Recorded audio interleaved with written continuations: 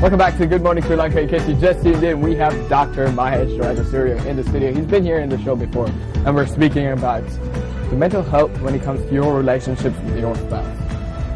Yes, welcome back. Yeah. Welcome back, Doctor. All right. So now, before we went for the break, I mentioned that we are going to speak about weddings versus a marriage. Now, I think that in a cultural context, many people spend a lot of time, a lot of effort, a lot of thought. Many girls dream about their wedding dates. Yeah. But how much time do you think people spend on marriage as opposed to their weddings? That is correct. Yes, I think that's a very serious question we need to raise in this time, in this country especially. If you carefully observe, you would see many couples spending days, perhaps months and years, planning their wedding. That is true, yeah. They invest a huge amount of time, money, energy in their wedding. But how frequently do you see a couple sitting down and investing time and energy in planning their life, their marital life, the unit, the strength of the unit? Yes, yes. So, I mean, it's no wonder you have a huge wedding, and then you start off with a monthly loan installment to pay off the expenses for the wedding, and you have not prepared for this particular relationship, and you have never thought of this as a unit, and the bank loan is what is on your mind, and you have problems. Yeah. And you take those problems to your parents or your in-laws, and they want to genuinely help. They want to help, and they try to help, and that makes the unit even less strong. Because now there are external forces acting in it as well. That is true. But would you say that financial issues when it comes to, like you were saying, thinking about money when it comes to relationships, do you think it helps or breaks the relationship? Well, money is needed to have basic things in life, and when you don't have these things, life becomes difficult, and that makes you feel unhappy and unsatisfied and a bit irritated. Yeah. And then you are likely to say the wrong thing and not to respond the need of the other person. So that sets a whole vicious cycle of things happening, making it worse, and then worse things happening, like that. When you start off with a big wedding, you have already prepared the formula for that. You don't have the other resources to how to care for each other, how to support each other. The only thing or the main thing that you had in your mind was to have a huge wedding and have lots of photographs, and then you carry the album, thinking that is the most important thing. But you show it to every guest that comes to your house. Did you see my wedding? Look how pretty I am in my wedding dress. No. Yeah. In your wedding dress, yes, Jason. No, I was imitating a girl. Okay, fine. But when you talk about financial security, I think that's most important in a marriage as well, for the peace of mind of both the parties there, and a wedding really puts a crimp in that plan. But so what can couples do to take a step back and look at maybe why they are marrying in the first place, and what they can do to really have a great marriage as opposed to a great wedding? Yes. What are the steps they can take? Yes. For that, we need to increase our awareness about how we make decisions. Decisions cannot be automatic.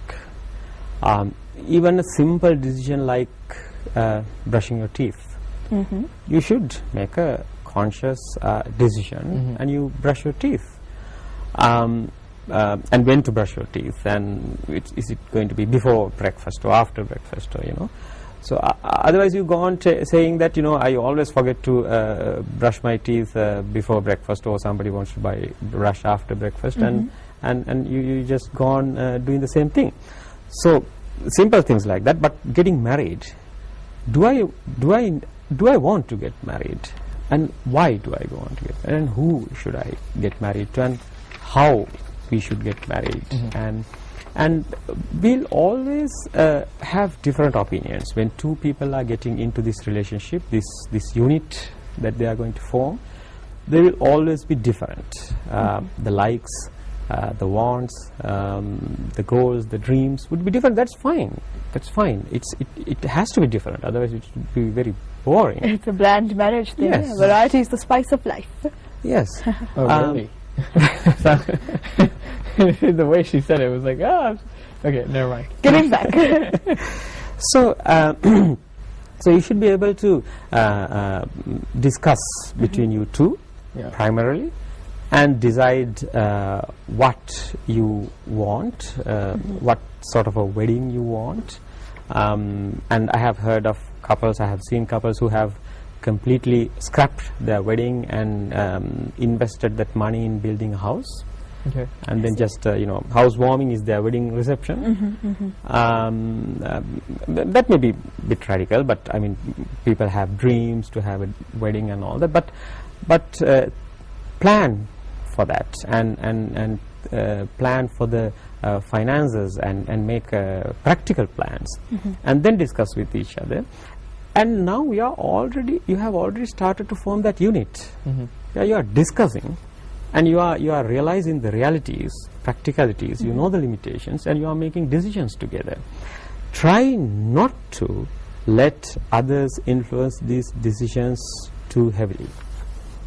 You should plan your wedding. Right.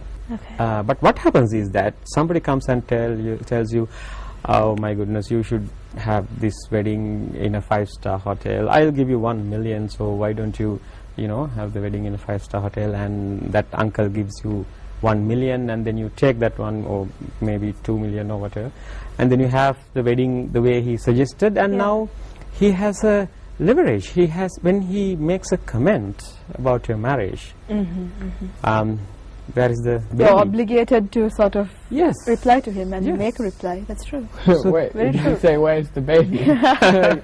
Oh yeah, that actually is like a huge, that could stir a lot of things up there. Yes, maybe the couple wanted to, their plan was to, say, perhaps travel around the country for a year or so, or around the world, and have some fun, have some career development, and then have a baby. And now that uncle who gave you the million is comes and asks you, where's the baby, or when are you going to have a grandchild? So then it's very difficult for you to say, no, you are going to delay it for 2 years. Yeah, that's So the- true. all So of the the important thing is to sort of make sure that you're an independent unit and you've made your decisions on your own, is That it, is Doctor? correct. And that you Yes. can then take responsibility and say, we are doing this for this reason, no one else can say anything to us. Exactly. That taking responsibility is the most beautiful thing in forming a unit. So you two make a decision, and you face the consequences, which may be good, which may be bad. Either way, when you face together, that bonds you even more, and that is the good thing in life. When you start living course. as a couple, as a unit, you two make a decision, and you have the consequences. If it is good, wonderful. If it's bad, still you have to face, and you two face those consequences, and you take the next course of action. Right. So, but when somebody else is making plans for you and telling you what steps to take, it's very difficult to have a strong unit. It's very difficult to have a good relationship. Doctor, let me ask you this. This is a quick thing that's actually running through my mind right now. Arranged marriages it's part of our culture, right? Let's bring that up. In your opinion, have you ever seen like a more healthier relationship in an arranged marriage, or in someone that's actually married Been their in love high school with- sweetheart yeah, or whatnot? yes. Going by experience, it's very difficult to comment which one is better. I have seen many couples who live very happily, having very strong units, in very good relationships, but their marriage was an arranged marriage. The important thing is that, say, if it is a proposal and you are going to have an arranged marriage, the important thing is to get to know the other person first, and have a relationship going on for a while. Relationships don't start like a switch is being turned on, and they don't stop as if a switch is being turned off. You know, it takes time for two people to get to know each other, then get some attachment going on, you know, feelings towards each other. Sometimes it happens very quickly, sometimes it takes some time, but it takes some time. So let that time, take that time, and then the other factors do apply. Having your own unit, independence, making decisions together, and facing the consequences. And then we have to come to RESPCT, which is respect. And Really? Respecting each other in the relationship. Sorry, I had to bring the song in. Really? I love Yeah, the song. You had to bring that up. Yeah. I'm leaving. Goodbye. But Okay, yeah. talking about respecting each other and listening to your partner, how far do you think this happens in marriage, especially here in Sri Lanka? And what can couples do to really listen to each other more and respect the wishes of their partner? I think it starts with self-respect. Okay. You have to first learn to respect yourself. If you don't respect yourself, it's very difficult to respect another person. Which goes back to the previous topic which we discussed a few days back, the assertiveness. Yes. So you have to be assertive, you have to know what you want, what type of a person you are, your likes and dislikes. And then only you can respect yourself. So you make choices and you make decisions, and you stand by them, and you face consequences. So that's how you respect yourself. Definitely. If you can do that only, you can respect another person. You can get to know another person. You have to get to know another person to respect another person. Otherwise it's just bland manners, you know, saying sorry and please and all that. That's needed in daily life. Of course. But getting respect is something else, yes. something deeper than that, you know, what is needed in marriage, in any relationship.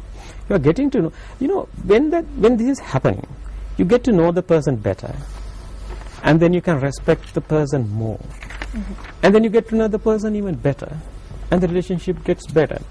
So when this keeps happening, every year the relationship gets better.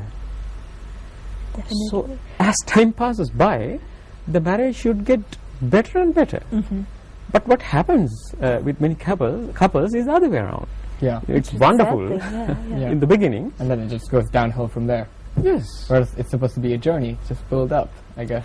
Yes, but it will not. It will definitely not be Not a stop at the linear bottom. journey. Yeah, it would not stop at the bottom. It'll just Lot of rise. hills It'll and be a- troughs, it'll yeah? be up, Yes. Hills and troughs, but altogether, if you look at it from a distance, it's going up. It's getting better. Yeah. But there will be days where, you know. The other thing is that for a good marriage, you have to be ready to agree to disagree. You have to have little fights. Yeah. You have to have little disagreements. Do you think that's healthy? That is very healthy. Okay. Okay. That is very healthy. If you have a problem, you should put it out there, not keep it to yourself. Yes, but timing is crucial. When you do that, is a topic perhaps we can talk for an hour. Yeah. But how Well, and let when me put that to the test. Amaya, I don't like it when you sing on set. I'm sorry. I disagree on that. Let's agree to